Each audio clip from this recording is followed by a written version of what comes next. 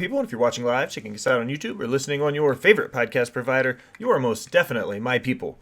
I am your host, a chef by trade and a mark by choice. I am the Will Gray, and joining me tonight, coming back so we can finish a fantastic conversation, NWA referee extraordinaire, Jarrod Fritz. Jarrod, thanks for coming back on and chat about some wrestling, brother. How are you? Oh, Will, I am doing fantastic, man. Thank you so much for having me back on again.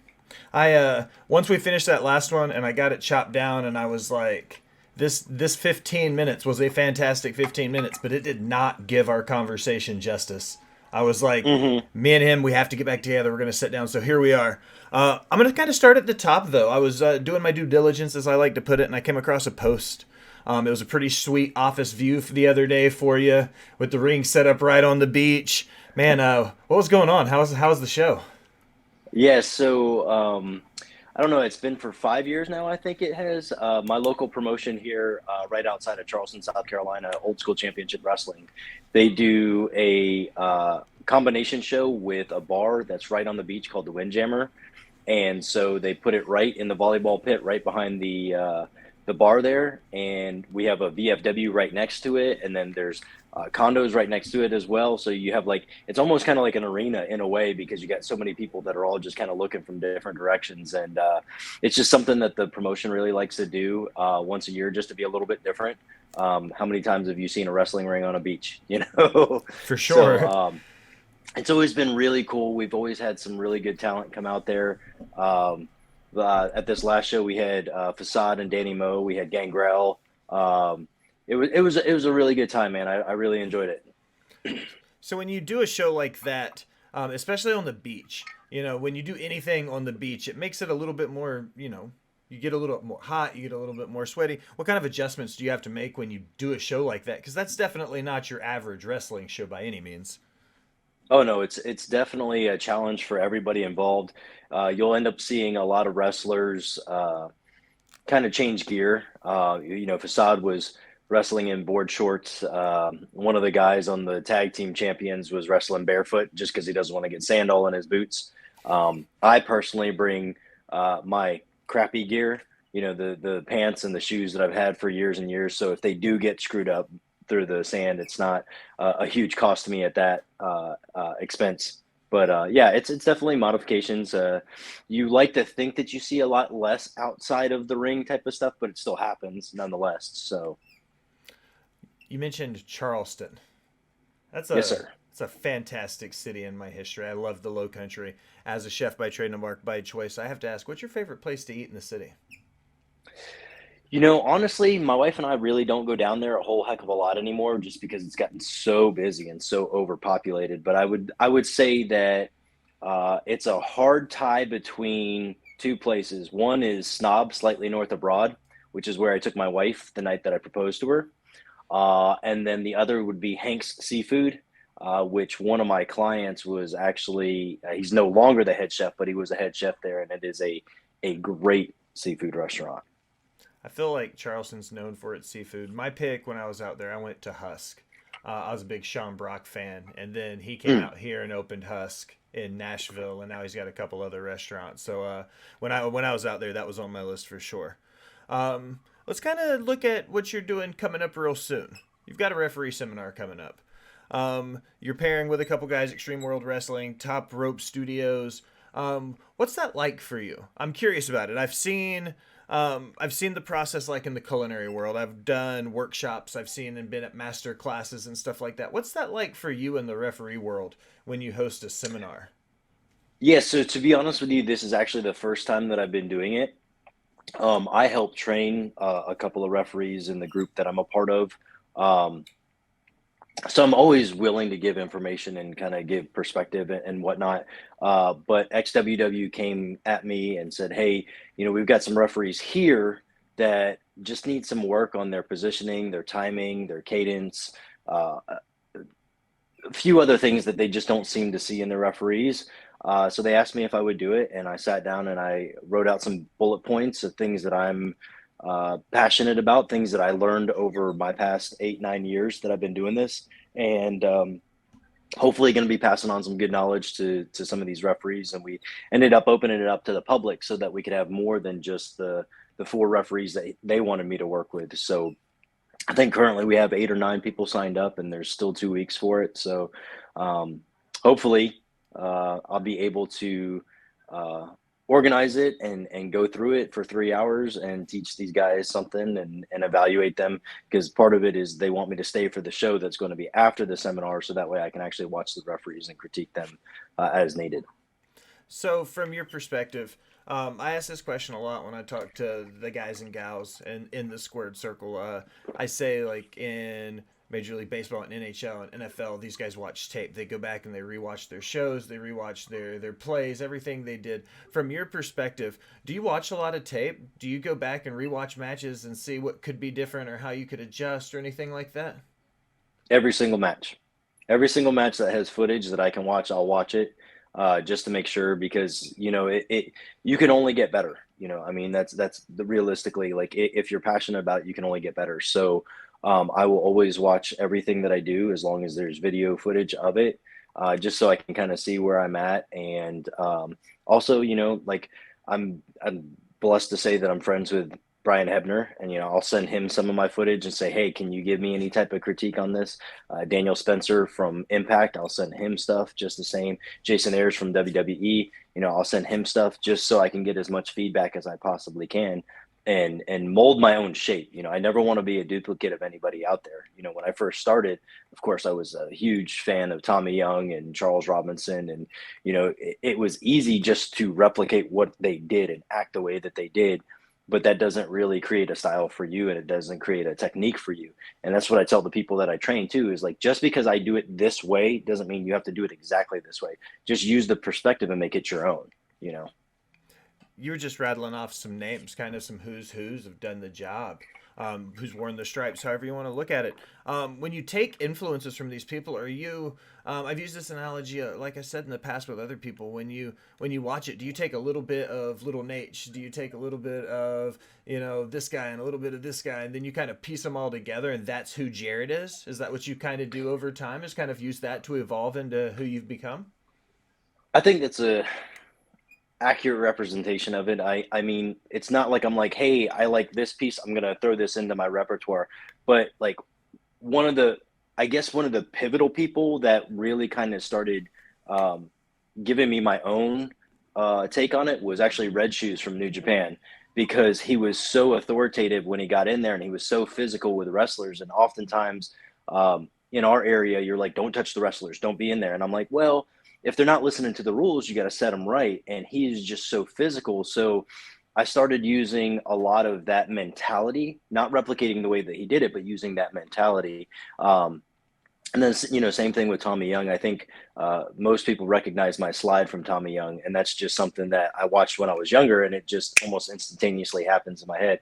So to be compared to Tommy Young is just, that's freaking awesome right there. But yeah, so you take things that you notice from people and way that they do it, and then you kind of modify it for yourself. At least that's what I do. So I've started asking this question since the last time we chatted, and I've asked almost everybody because it seems to get a great reaction every time. And I'm curious about yours.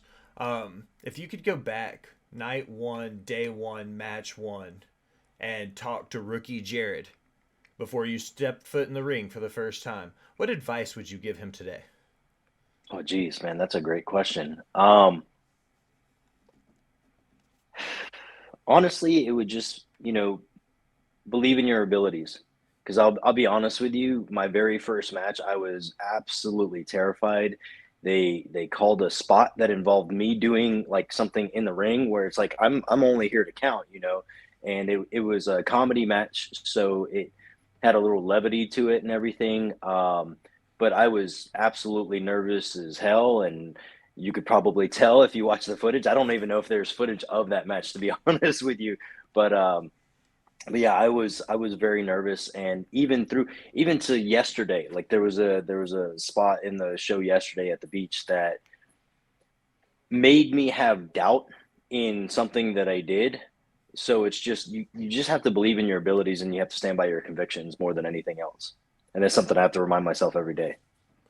Do you still get nervous, even to this day, like Absolutely. for a big Every show single when you're going time. out? Yeah. Every single time, yeah. And uh, I was told by uh, somebody a veteran in the world of wrestling, if you're not getting nervous and you're not getting butterflies and you're not sweating and you're not, then you're not doing it right. It doesn't mean anything to you anymore. So, the day that I lose that, then I got to start worrying, right? It's about that passion. And I felt that. And a lot of times I use parallels between the kitchen and wrestling a lot. And I would still get that way. If I had a big service coming up, even after 10, 15 years in the business, if I had a big service, I would get nervous. And that's how I was like, okay, like it's almost settling in an anxious way. You mentioned physicality in the ring. You've been doing some strongman training. We didn't have a chance to touch on this the first time. I mean, being a strongman, that's a good way to get physical in the ring. You're bulking up, you're going crazy. I'm curious, how did you get an introduction into the world of strongman? So a good friend of mine, he has been doing strongman for multiple years. He's a former professional wrestler himself, and he's always been egging me on to do it because I competed in powerlifting for a while. I competed in CrossFit for a while. I've always been very active, hence the Ref Fit moniker and everything. But strongman has always just scared the crap out of me just because of the amount and volume of the weight and capacity to be which you're held in. Plus, from what we always see on TV, if you've ever seen it on TV, like randomly going through ESPN, that's like the super mega heavyweights, so there is a lightweight division and I wasn't even aware of that. So like I was considering like I'm going to have to go up against these guys that are lifting up cars. Like there's no way in hell I'm going to lift up a car.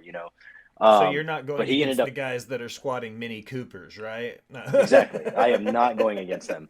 Um, but so my buddy found a competition that was an unsanctioned competition that was designed strictly for novice people who've never really done strongman before. So I decided to sign up for it, and I found some people here locally that do training for strongman. I started working with them, and I did really, really well at that competition, and I decided to sign up for another one that was sanctioned. I ended up placing second in that one, which puts me in the runnings for regionals.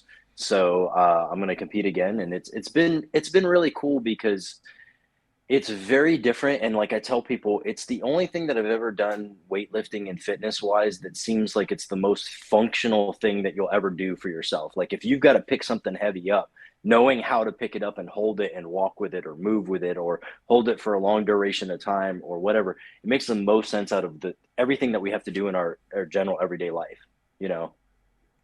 So this is going to be I guess maybe a very bastardized way to look at it. I'm a cardio guy. I run. That's what I do. I don't Hmm. do a whole lot of lifting.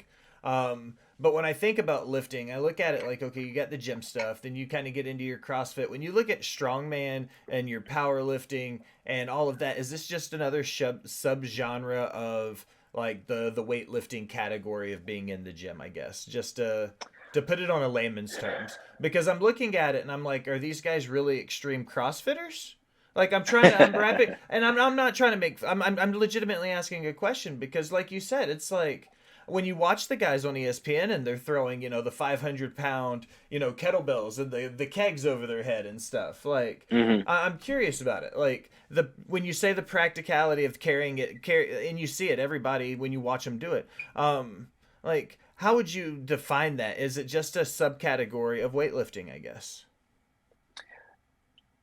I wouldn't necessarily say a subcategory as much as maybe a super category. Like Okay. if we're going to do anything, we're going to put it above it Okay. because like the thing that I personally find out about strongman is almost every single lift that you do, you are engaging every single muscle all the time. There and that's why you get so fatigued from it and that's why you burn so many calories from it is because you're engaging everything all the time. A deadlift, a stone carry, Husafel stone, whatever it might be, the crucifix hold, like you're engaging your whole entire body to support that weight, and that's the only way that you actually can, because it's a formula, it's a technique that you have to train your body to do. Because when I was doing just basic bodybuilding or just basic CrossFit, a lot of the stuff is like, oh, this is designed to work your leg, or this is designed to work your back, or this is designed to do this. Whereas like strongman, it's just freaking everything all the time, all at once. When you're training, is it similar to other workouts then where you're doing reps? Are you doing like lighter weight for more reps, or do you train with the size weight that you're going to be carrying? If you've got to do, a run where you've got to lift up however many pounds or kilos, like is that what you're training with, or do you rep up to whatever your competition is? So you always, just like any type of workout, you're always going to warm up Okay. properly. Like if we have to do a yoke carry, we'll just do the yoke by itself just to kind of get the feel for it, to get the weight on it. And you add weight. Sometimes, depending on what the coach prescribes for you, you'll do a lower percentage of the weight. But the idea is to go as absolute fast as you possibly can within the range and the technique of what you're supposed to do. Because, like, for instance, with a yoke, you never want to extend your legs too far because it puts so much strain on your hamstring. But when the weight is light, it's very easy to do that. So you want to keep that technique in more of a stomping action, even though it seems like it's lighter and that you could make those strides much easier. You still want to get that technique, and then you do apparently build up over time and everything. So it really all depends, and you do get quote reps in Okay. based upon what you're going to do. Like when we were training, like our last big training before the competition, we did our competition weight, but we only did 2 reps. We only, because it was the farmer's carry and a yoke carry medley. So you had to go down with the farmers, grab the yoke, come back. But we only did it twice at the competition weight because that's all you really needed to do. Why would you need to do more? you know. That's what I'm curious about because, like you said, when we first kind of opened the can for the topic, I was like, the only stuff I've ever seen is the stuff on ESPN. Like I hmm jokingly said, like the guys who squat Mini Coopers and then run down a football field with it on their shoulders and stuff. And I'm like, okay, so hmm I was curious about it because when only I've seen some people, I had some bodybuilder friends that got into it and stuff like that, but it really wasn't like I didn't hear people training for it. So I was curious the training aspect of it because, like I said, it was one of those things. Like, do you just start squatting Mini Coopers? Like, like was that where we were No, at? I mean, it is very, very, very technique driven. I mean, there's steps to every movement. There's a way of doing it properly and efficiently and effectively. So that's where the art really lies, in my opinion, versus trying to figure out how many reps you can do or exactly how much weight you can move. It's really getting that technique down so that you can optimize what you've got to do. Well, you've been kind of getting jacked. What are the chances Tyra catches those hands? Oh, I don't know. That's not my job, right? Let's get back into some wrestling before I make a fool of myself and talk about something I know at least a little bit of what's going on. NWA 312, you guys just had a hell of a show in Chicago. You guys are going crazy pretty much everywhere y'all go, territory to territory, from Thrillbilly to Polio to the wild finish with Tyrus and Masters. Like, how was the show from your perspective? Oh, it was a great show. It was a beautiful venue. Unfortunately, the circumstances of everything that happened at Highland Park, it was really heartwarming to be there. Billy's direction on that was to show the community that, hey, we can get back to normal. We can enjoy life. We can entertain one another. So it was really cool, and it had a very like ominous feeling, but like ominous in a good way, that we were there doing something to help out the community, and I really appreciated that. I felt like the whole card itself was really, really solid from the top to the bottom. Everybody seemed to enjoy it. The crowd was hot. There was a lot of good reviews online, which is always a plus for us. And I had a blast with the matches that I got to work with. So you got the hold the Burke over your head, the women's world's title. You've had a chance to ref multiple world's titles matches. When you go into a card and you get to hold that belt over your head, the importance of that match, like what does that mean to you going into it to have Um, that opportunity? I mean, I get chills every time just because of the lineage and the history behind it. Just knowing that NWA is the oldest promotion out there, and even though it might not be the exact belt that uh, was held by superstars all throughout history, just knowing that what it represents and everything is really cool, because it was the promotion that got me into wrestling, and there is a lot of history and a lot of loyalties, if you want to go as far as there. So it's always really cool, and I'm actually reading a book right now called Wabi Sabi. It's a Japanese art of appreciating imperfectness. And it's like taking the moments to just sit there and breathe it in and go, like, what am I doing right now? This is freaking awesome. This is really cool, you know, and to have the responsibilities of giving direction on a match of that importance. What's next? I mean, you've had so much going on. You've had between the strongman and the NWA and working shows out towards Charleston. You got anything exciting? Any new projects coming down the pipe? Well, let's see. At the end of the month, I have the referee seminar, which I'm really excited about doing. And I've spoke to a couple other people about possibly doing the same seminar elsewhere. So hopefully, I'll find out about that sometime soon. Um, May is going to be a little bit more quiet. I've been trying to focus on my wife and I are going to be moving September of next year. We're planning on trying to move to the Tennessee area ourselves. So I'm biased, one of but it's my other fantastic out here. Oh, dude, I can't wait. I love mountains. um, but so one of the other businesses that I work with is a supplement company that works on residual income. So I've been trying to build that business up so that way when we move, it's not that big of a stress on me to have to do extra work just to make the move work. So I'm always focused on that and I'm always trying to work with that and try to help people find, you know, solutions to their problems. Um, I want to do a lot more with wrestling. It's just it's time constraints. It looks like we have a lot more frequency going on. It was announced that the World of the Vampire Tour is actually going to do a North American tour. So we're going to have cities all throughout the United States, and I don't know if and when I'll be a part of any of those. So you know, I'm keeping my hopes up for that. We've got the Crockett Cup coming up in June, the beginning of June near my hometown in Winston-Salem, which will be really cool. And then let's see, I've got a little bit more traveling with other companies that I'll be working with. There's a couple of other things in play right now. I've got another unsanctioned competition for strongman in the beginning of July, and taking it day by day right now, man. All right. Well, I can't let you off the hook, man.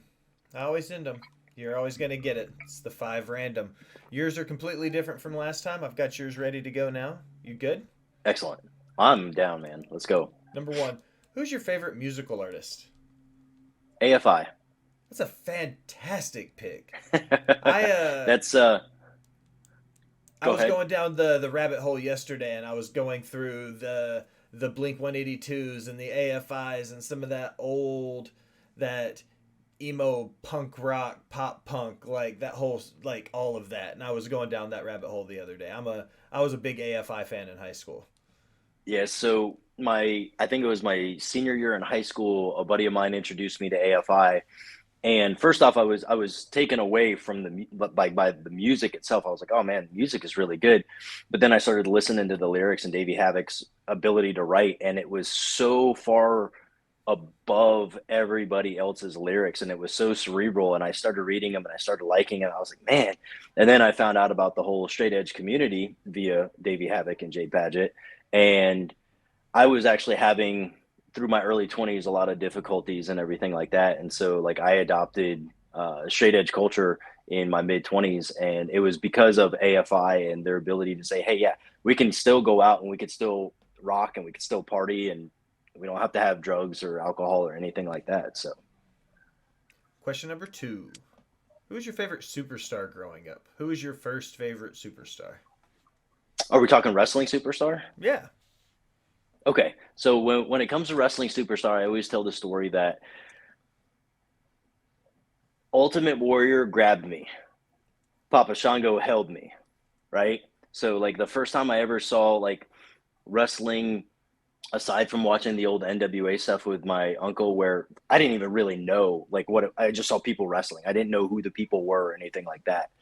But the first time that I remember watching a wrestling match, because my mom didn't want me watching it, so like I always like snuck it. And I remember turning it on the first time because my buddy is a huge wrestling fan, and he's like, "Oh, it's going to be on this channel at this time." And it was an Ultimate Warrior match, and it was like I was a huge comic book fan. So you're like, you see this guy that's super jacked with the face paint and the tassels, and you're like, Larger this than guy's like life, a right? real, yeah, he's like a real life superhero. And so that was the one that I was like, oh man, this is super cool. And then I remember Papa Shango coming out, and like my mom read a lot of Anne Rice growing up, and she told me a lot of the stories. So Anne Rice is famous for, you know, the Salem witches and the interview with the vampire and all that stuff. So I always had kind of like this fascination with like the supernatural, surreal type of stuff. And so when I saw Papa Shango for the very first time, I was like, oh, I like this. And then slowly it just kind of evolved from that. That's a fantastic answer. This one I'm curious about. If you could go back in time and have a chance to referee any match in wrestling history, I'll even give you one more little bit of a little caveat to it. That way you could referee it and wouldn't change anything historic about it. It would just give you a chance to be in that person's shoes that night. What match would you pick? God, man, there's far too many to choose from. Jesus. I mean, I think one of my favorite matches that I don't think gets appreciated enough is the match where Kerry Von Erich won the title from Ric Flair after his brother passed away in the Texas Stadium. So I'd probably, if gun to my head right now, that'd be the first one that I'd have to pick off of that, just because it's a very emotional, and you know, Kerry wasn't known for having great wrestling matches, and that match was actually really really good. They did a lot with storytelling. It had a lot of emotion to it. Um, so yeah, I would pick that one right off the top of my head. Anything involved at the Sportatorium would have been great as well, just the same. You know, I'm a huge Von Erichs fan, and I'm a huge WCCW fan. So like, you know, if I could have done anything with, you know, Gino Hernandez, you know, Chris Adams, that'd have been awesome as well. Yeah, I mean, going through that building, you had everybody from Texas Red, who eventually became The Undertaker, to Bruiser Brody, to everybody who. It feels like WCCW had everybody go through that locker room. Absolutely. I can 1,000. That's one of my favorite territories, not called the Memphis territory. But Yes. I'm a Tennessee kid, right? Like I'm always gonna Hey, have fair enough. Lawler and Fair Jarrett's enough. back. This is a fun one. I'm curious about your take on this one. Would you rather never get hungry again or never get thirsty again? Never get thirsty again, because I'm thirsty all the time. As you can see, I'm constantly drinking throughout this thing. And sometimes it's to a fault where it's like annoying, because I'll be getting ready to go to bed and I'm just like really freaking thirsty, which then of course means that in 2 hours I'm gonna have to wake up and go take a piss. You know, so not being thirsty would be great. I mean, I love food, so I'm gonna eat. I forgot how thirsty I get when I train because I started running again last week and running every day. I forget how just freaking parched you get when you train every day. And like, it's ridiculous because I agree. I feel like the last 3 or 4 or 5 nights, I get up 2 or 3 times for fucking nothing. And I'm like, Yep. why? All right. Last one. You mentioned a book you were reading earlier. I'm curious about it, so I'm glad I wrote this one down ahead of time. What's your favorite book? So I read a lot of personal development stuff because I think everybody should benefit from it. You know, I don't think that enough people believe in themselves enough. And I think that's to a fault. You know, we always rely on other things to help build us up, where we're the only ones that know what we're capable of, right? Um, there's a really good book. There's a lot of. I'm gonna give you a couple. So because I can't narrow it down. Um, One of the ones that's the simplest, easiest read, that I think everybody could benefit from, is "Don't Sweat the Small Stuff. It's all small stuff." It's like this big. Every chapter is only like a page and a half to maybe 2.5 pages. It's big font, so like everybody can read it. It's easily digestible. You can leave it on the back of your toilet. You could read 2 or 3 chapters at one time, but it's short, sweet, to the point. It gets you what you need to read, what you need to hear for that day. You're like, oh man, I love this. It's a great book. Um, Chop Wood, Carry Water is another really, really good one. My my success story on this one is I actually alluded to a story from this book at a Dr. Tom Pritchard training, and Dr. Tom was like, "Oh man, I like that," and he read that book, and he came up to me the other day. He goes, "Mind blown. Thank you so much for that recommendation." So like, if I can pop Dr. Tom, I mean, it's got to be a good book, right?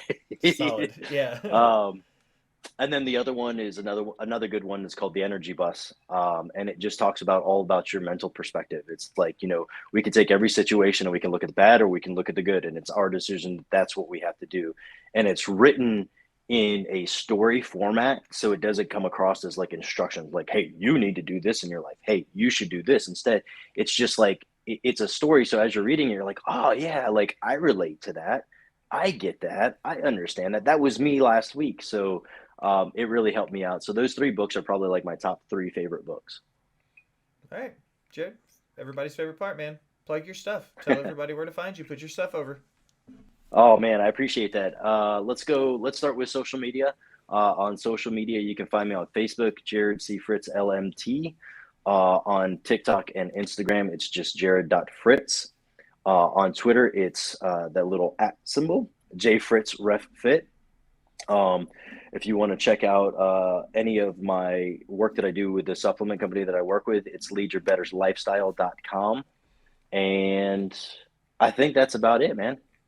I'm always an open book, so if anybody wants to reach out, feel free to. Well, Jared, this conversation is always a blast, man. I can't wait to have a chance to cross paths with you, hopefully in the very near future with some NWA wrestling. Absolutely, man. I look forward to it. Excellent. For NWA referee Jared Fritz, I am the Will Gray. Thanks for stopping by and listening, my people.